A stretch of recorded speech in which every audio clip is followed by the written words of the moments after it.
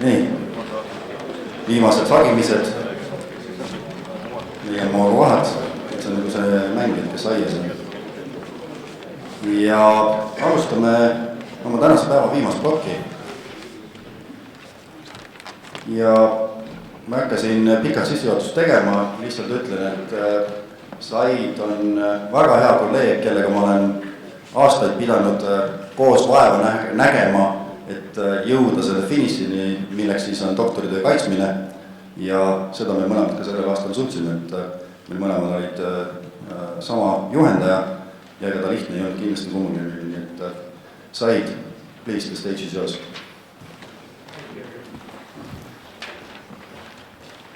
Tere. Hello everyone. It's absolutely a pleasure to be here today. Thanks to Ergo and other organizers who invited us. I'm Saeed. I'm a lecturer at the University of Huddersfield School of Art, Design and Architecture, and also I'm a member of Innovative Design Lab. I'm here today to talk about dimensional tolerance management and how we can actually improve dimensional tolerance management. So before starting the main body of my presentation, I would like to just explain what is a tolerance problem that we are going to solve. So imagine that we have 4 precast cladding panels, and we want to put them next to each other, and we have to maintain a 20 mm gap between them to make sure the envelope of the building functions properly, right? But the issue is that clearance or gap is going to be affected by different variables, such as manufacturing deviations, because manufacturer cannot produce the panel exact to the exact size. Also, setting out deviation, how workers on site position the panels, that may increase or reduce the gap. Horizontal deflection due to load wind or flood can actually reduce that. And the most problematic one is vertical deflection that actually can cause the panels to rotate and then physically clash. So,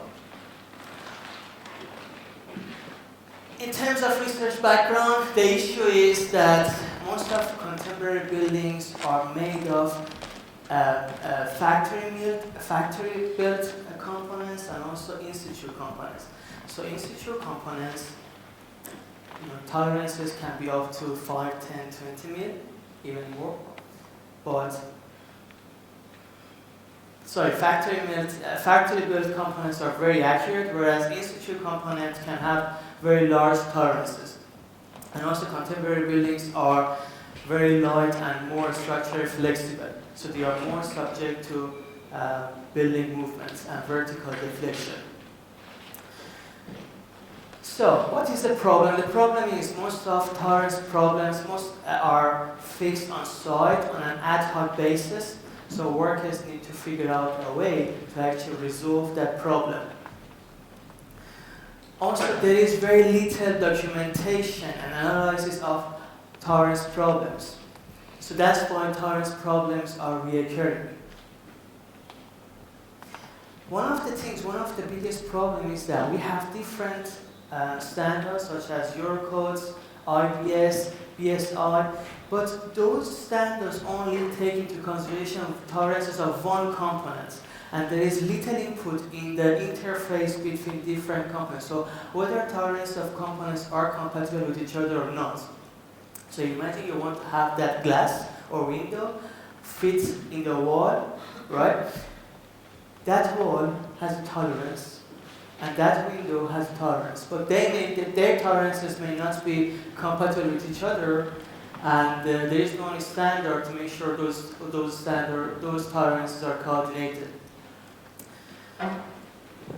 And there is another problem. There is no any process, a holistic process that is start to take into consideration tolerances from design to construction and control. So most of the existing processes only focuses on design or construction. So So as part of this research, we did a lot of empirical studies. We identified actually several tolerance problems. But let's just go through 2 tolerance problems so we understand what is exactly the issue. In one of the projects that we did, the concrete subcontractor was supposed to pour the concrete to achieve SR2, which is Service Regularity 2, and it means that the flatness of concrete slab should be within the tolerance of plus and minus 15 mil. So the highest point in the concrete should not be higher. The distance between the lowest point and the highest point of the concrete slab should not be more than 15 mil. And the metal dead floor head was used in that building, which means that the flooring system is cheap, but it deflects a lot. So imagine that you pour the concrete and the slabs start to deflect. And we were actually always on site when we were pouring the concrete, and then we realized that the floor is actually deflecting too much. So the contractor said, okay, so what I'm going to do, I'm going to pour more concrete to level out the surfaces. Okay, but actually that was a mistake because they started to overweight the slab, right? So the floor actually started to deflect more. And that overloading led to have some deflections, and there are some areas of the floor that is actually 30 mil lower than other areas. And in that project, concrete slab was supposed to be the final finish. But because of too much undulation and deflection, they had to change the design to carpet. Another example. This is I like it. In this project, there was a cladding made of stone panels, and the distance between that stone panel to the structure was supposed to be 460 mil. Architects decided that we want to actually put some insulation between the structure and the cladding, right? So they said we need to increase the clearance between the stone panel and the structure. So they said, okay, we need to change the distance to 480. Cladding subcontractors said, because they have a bracket here, and that bracket is supposed to absorb the deviation of the cladding system. Okay, so the cladding subcontractor said, in that case, my bracket is only able to absorb 15 mil of deviations, which is not realistic because I know the structure is going to move a lot more than that 15 mil. So it happened. So the whole columns started to lean towards the building, and they had to then take off all the stone panels, start to shim the structure, and introduce more steel to the structure, and they had to again reinstall the stone panels, right? And that issue only cost them £100,000. And also delay the project around 2 or 3 months, even more. So our analysis shows that actually more than 9% of defects in construction projects are associated with dimensional and geometric variations, or tolerances. And more than 10% of construction costs are spent on tolerance problems, whereas tolerances are to a great extent neglected during the design and construction. People and workers start to fix them when they occur on site, based on their own experience. And fixing those problems can be very time-consuming and laborious. So we found around 20 tolerance problems, and we did the root cause analysis for it. Some of the major problems were poor communication between different threads to make sure tolerances are coordinated. I didn't understand the previous presentation, but I realized that there is a coordination. The term of coordination is repeating. So that is true. One of the problems is that there is lack of tolerance coordination among different parties. Regulation is one of the problems because all the parties try to comply with the standards, but those standards are not compatible with each other, first of all, and they may not be realistic. Some of them are too lenient, some of them are too tight. Quality control is another issue because normally we use totalization for controlling deviations, which is again very time consuming. So, we look at the literature. Again, as I said, most of the literature on tolerance management mainly focuses either on construction or design. But we try to actually develop a process based on our findings from the literature and also try to tackle the root causes that we identify for tolerance problems. So, in that case, we figure out a new process called tolerance management system. It's a trademark, and we are trying to implement. And we have been doing some case studies with some companies in the UK to implement that, and then they get the result. That process has 5 parts. The first part is identification of tolerance requirements risk, and then try to plan the achievement of tolerance requirements and mitigate tolerance risk, communication of tolerance information. Then it's about tolerance compliance measurement, learning and documentation. And for that, we need the input to implement that process, we need the input from different parties, from designers, construction players, and we need a new role called tolerance coordinator, who is knowledgeable, because at the moment, tolerance management is down to architects or general contractor. Architects, the problem is they are not really aware of circumstances on site, and general contractors sometimes lack the understanding of a bit of mathematical models that they have to be implemented as part of this process, and also maybe a lack of understanding of the design process.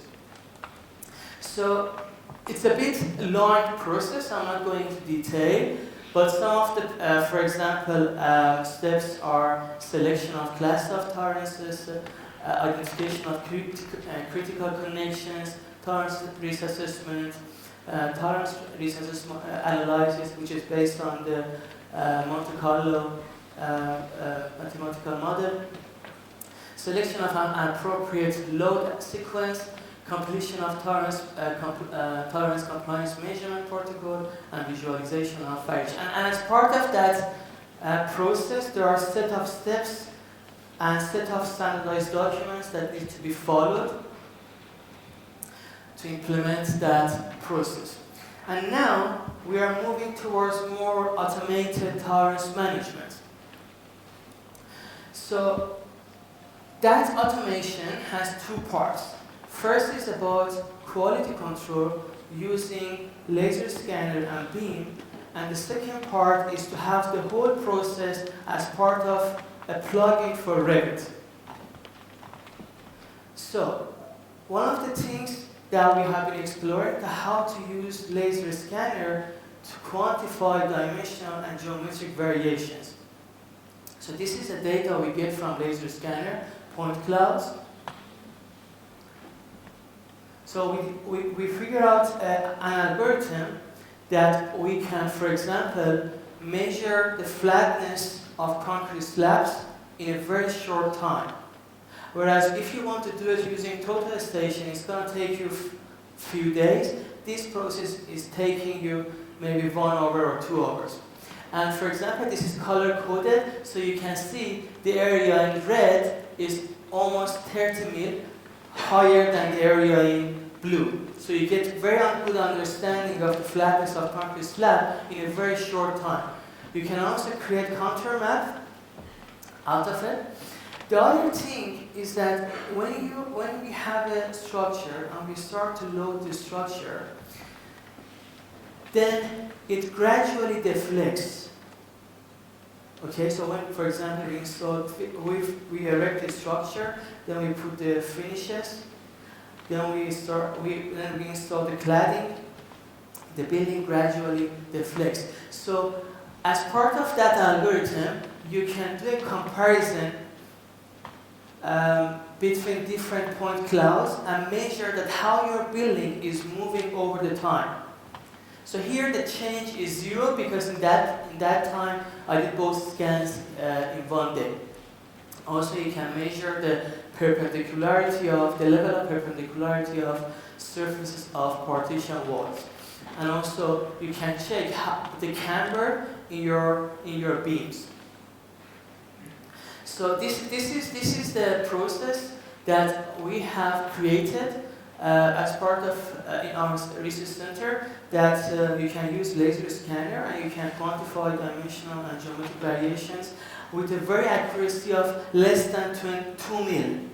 So normally the accuracy is around 5 mil, 6 mil. Well, we could achieve around 2 mil. And now we are extending the research to another context, which is bridges. So we are implementing that workflow to see actually how masonry bridges deform over the time due to stresses in ground and also external loads. We are also exploring how actually thermal imaging camera can be used, how photogrammetry can be used, because the issue with laser scanner is that it's very expensive. You can get a very accurate data, but the issue is it's very expensive. The other thing is that the whole process that I explain here. Sorry. So that's the video.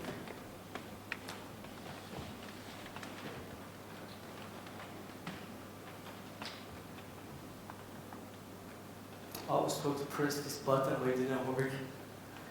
But could you maximize? If you maximize. So that.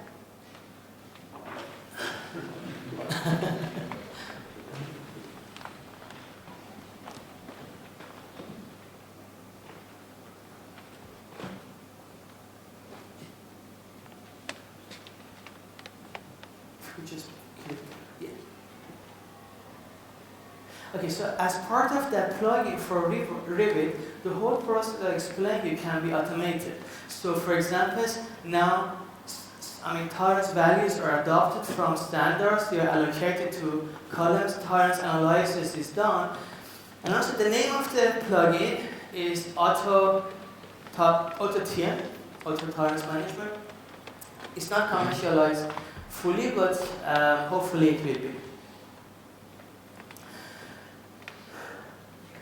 So AutoTM is an application to find tolerance values from standards and contracts, assign tolerance values to components in beam, calculate accumulated deviations, identify optimum tolerance values, and proactively find tolerance values at the design stage, and etc. Thank you very much.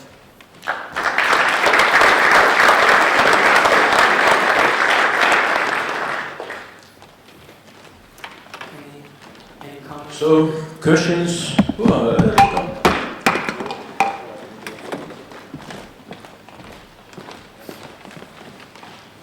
Thank you, Saeed, for that presentation. So, with regards to the BIM software that we currently use for clash detection, for instance, to identify any overlaps within our designs between different components, what exactly is missing in those systems in order to do what you've designed in your plugin? That's a very good question. Actually, we have a paper, but the issue is with clash detection, that's called hard clash detection. And you put tolerances, but as part of the BIM model, BIM model, for example, Navisworks, define a layer extra to the layer of the surface of the component. So that's not tolerance, that's more of offset or clearance, because tolerance means a variation, like for example between -10 or +10.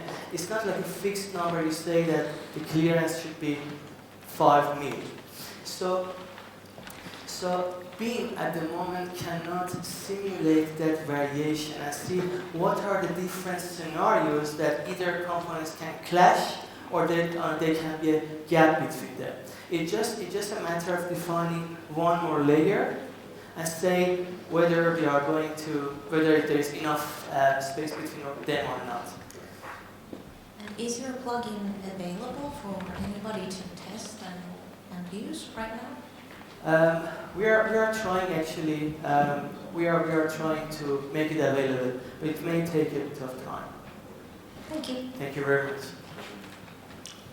Any more questions? Veel küsimusi? Yes.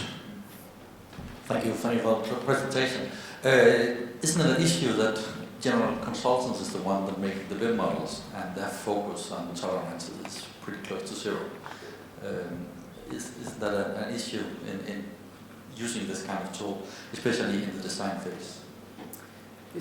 Yes, exactly, because what we are trying to do at the moment is to develop BIM models or to develop design in a way that there is no any deviation. Everything is going to be positioned on site as it was designed. But it's not like that. We have workmanship, we have deviations of manufacturing, workmanship, setting out, building movement. So that's why, because we don't think about tolerance at the design stage, then those conflicts occur during the construction. And then people need to resolve them on an ad hoc basis. Particularly, it's very important in the work that you are doing, for example, for modularization and platform design, because the whole idea of modularization is to have everything on site without, very quickly and without any reward. But if we have different supply chain and there is no any coordination of tolerances between them, so what's the difference of traditional construction and manufacturing offsite? Manufacturing construction. Yeah, different could be the degree of tolerances, of course. In fact, in Denmark, we have a standard for tolerances. No, we have also, there are standards for tolerances everywhere. But as I said, there are issues with those standards. One of them is they have been written some long ago, and they are based on consensus of people, like practitioners, not based on data. So they may not be realistic. And also, they only consider tolerances for one component, not the components who is going to be next to that component. Denmark is cutting it. Happy with your answer. Who else wants to be happy? Who has a question? To get the perfect answer to this. No more. So, thanks a lot for the question.